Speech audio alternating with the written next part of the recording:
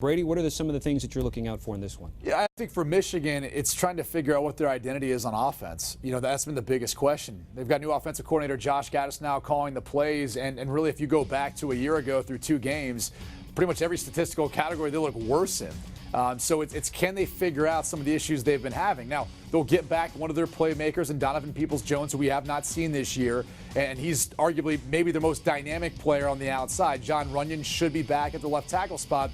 And something that didn't get talked about enough is Shea Patterson was dealing with an oblique injury, and that actually impacted some of the play calling versus Army a couple weeks ago. So he hopefully has had more time to heal up. Maybe he's feeling better. Maybe they can open some things up for him.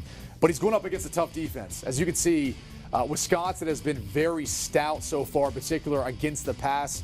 So it's going to be a big-time challenge for him, and whether or not he can be able to put up any production. Does that excuse the bit of a bugaboo, which was the turnovers that he exhibited against Army specifically? Well, there's a couple things. I mean, for starters, he kind of had just an overall lack of appreciation for the football in the pocket. A number of fumbles, that's one thing. The challenge I think he's got going up against Wisconsin is going to be more of his decision-making downfield and not turning the football over to the other team. This is a banged-up Wisconsin defense. Scott Nelson, their safety, is going to be out. Their nose tackle is also going to be out. And then on the other side of the football, the tight end position is really, really deep into the roster. But he's going to have the opportunity, I think, to have more time to get accustomed to the system. Because I think one of the things that you've seen so far this year from this offense is there's just really no consistency throughout the course of a game. They have not been able to put together 4 straight quarters of consistent play with all 11 men on offense. I think they're hoping that this is an opportunity to do that, even though it's an incredibly tough task going up to Madison to take on the Badgers. Yeah, it's awesome that we're going to get to learn so much about these 2 units that you mentioned right there, the Michigan offense and the Wisconsin defense, which I kind of look at as question marks. On the Wisconsin side, yeah, you've got a pair of shutouts, but you've gotten them done against South Florida and Central Michigan. You haven't faced a team that has the kind of talent that Michigan does. For Michigan, we're still looking for consistency, as Brady mentioned. We're looking for identity. We're looking for them to find some kind of cohesion. Those 2 units, to me, are big question marks. On the other side of the ball, it's like a strength on strength, where we know Jonathan Taylor and that Wisconsin ground game is going to be strong, but you're going up against a Don Brown-led Michigan defense. And so it really is going to be that Michigan offense against the Wisconsin defense and trying to figure out how it's going to happen, because I believe that Michigan's defense is going to be prepared to take on the challenge of making Wisconsin beat them through the air. A fascinating game. We see with the low total that it is probably going to come down to a couple of home run plays. Maybe Jonathan Taylor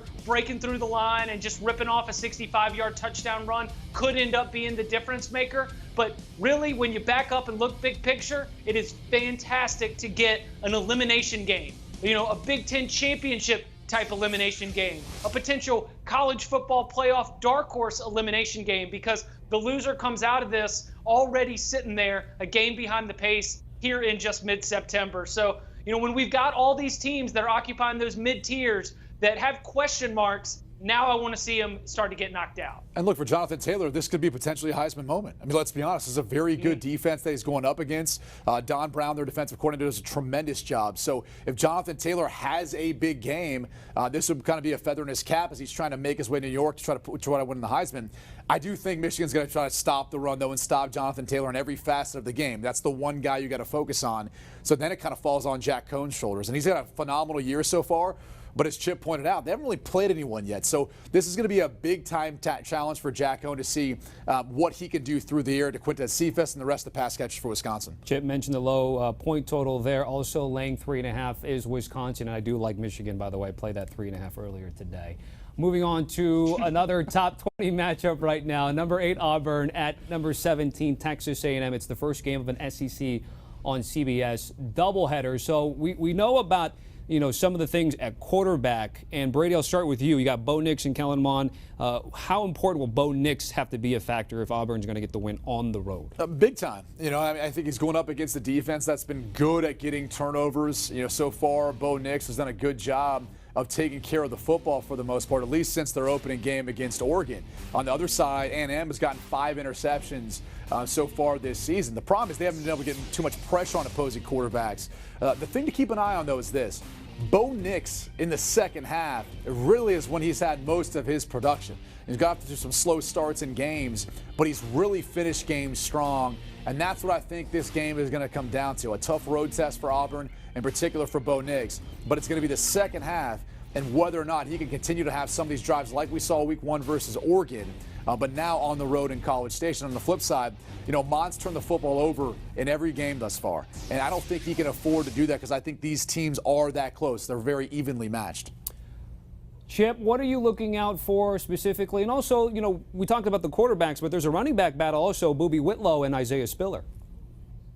Yeah, and I think that I'm going to lean Whitlow here if I have to pick an edge there. And there's an underlying storyline that I'm following. It's going to be whether or not this Auburn offense is going to be able to catch a little bit of rhythm, because we've talked a lot about some inconsistencies, and at the start of the year, especially with the way that Gus Malzahn's offense has so many different wrinkles to it, and a true freshman starting quarterback. Yeah, I'm willing to say that you are working through some things, you are ironing out the wrinkles, but man, I just look at Auburn on offense, and I call it the putt-putt offense, man. It's gimmicky. It's all gimmicks. And I would like to see this Auburn team catch a little bit of rhythm, not feel like it just needs to hit on those few explosive plays. Like, there are parts of Gus Malzahn's attack that I understand are built with that in mind. I run this play to set up this play that's going to happen later. And I get that there's some scripting and some orchestration there, but it really feels like the Auburn offense just doesn't really have much of an identity, and it's just getting by. Again, gimmicky, putt-putt offense. You're trying to hit it through the clown's mouth. I'd like to see this group start moving up tempo, start running the ball with some consistency against a very good Texas A&M defense. I think that would justify Auburn remaining in that conversation for being one of the better teams in the SEC West, because I came into the season trying to jump on the Tigers, predicting that they would surprise a lot of people. And so far, I have not yet seen evidence that this is going to be a team that can hang with Alabama and LSU. All right, again, that's the early game, the SEC on CBS doubleheader 3:30. We will talk about the night game, Notre Dame and Georgia, in just a bit there. Chip, I'm going to get back to you now, and we'll talk about Oklahoma State at number 12, Texas. The Longhorns rebounded from the loss to LSU. They played at NRG Stadium, took care of Rice. What are some of the things you're looking out for in this one? Chuba Hubbard on pace for 2,000 rushing yards and 28 rushing touchdowns. Look at the man. I mean, this is going to be an incredible test for Texas's defense to be able to rise up and contain what I think is really between Sanders, Hubbard, and Tylan Wallace. I think that is one of the best quarterback, running back, wide receiver trios that you've got in the entire country. And Oklahoma State is a team that, as it likes to come in and play spoiler in these Big 12 games, that it kind of head-to-head win, which I think is in the cards potentially for Mike Gundy's group, that kind of head-to-head win, that could get Oklahoma State to the Big 12 championship game. Now, they would have to also take care of business and show some consistency throughout the rest of the Big 12 schedule that they haven't always done, with the Cowboys normally take 2 or 3 losses somewhere along the way. But with that offensive firepower, and just considering what the future is like with Sanders at quarterback, I think that Mike Gundy's group is very, very dangerous to a Texas team that I think would like to be back in the Big 12 championship game. This is all the makings of a shootout, and I'll go a step further, Chip. I think this is the best trio right now in college football. I mean, Chuba Hubbard's leading the country in rushing yards. Tylan Wallace is leading in receiving yards. Spencer Sanders is on pace for that, and he's also a threat to run the football. So if you're Todd Orlando, the defensive coordinator for Texas, pick your poison. You can't stop everything. This is a very, very tough offense to stop. So it's going to come down to Sam Ehlinger, who's having quietly a Heisman-type year, at least statistically speaking. I know with the loss to LSU that puts them back behind the 8 ball, but that's meaningless in the context of the Big 12. He's having a phenomenal year. He continues to get better and better as a pocket passer the more he plays. So this one's going to be tight. I think it's going to come down to who takes care of the football best. And I think I'm going to give the edge to Texas because they're playing at home and because they've got a guy in Sam Ehlinger that at the end of the game, I trust him to be able to make a play to get his team the win. All right, expecting a lot of points in that one. 74.5 is the total with OK State and Texas. Speaking of totals and some spreads, guys, it's time to go line dancing. I'm sitting or else I would be going dancing right now. What are the 2 games on Friday night? Number 10, Utah at USC. This line opened up 1.5, has moved to 4 via circle line. Brady, USC coming off that OT loss at BYU. You have Utah, Pac-12 South preseason champs. Yep. What do you think about the line movement here? I like USC with the points. Now, part of the line movement, I think, has to do with this, all right? Utah's getting back healthy. They get back a couple of offensive linemen. They also get back their safety, Julian Blackman. So that may help, too. But I love the fact if USC, you're playing at home, you're coming off a tough loss, but it's an entirely different scheme that Utah runs defensively compared to BYU. BYU runs a lot more of that 3-3-5, which is simply drop 8. And as you can see early on in this game, Keaton Slovis had a hard time dealing with that extra defender that was down in coverage reading his eyes. Every single one of these interceptions came as a result of that drop 8 coverage. And it's something that he's just not used to. Now, Utah could run some of this, but primarily they put an extra body down around the line of scrimmage. It's a lot of single high safety and one-on-one coverage.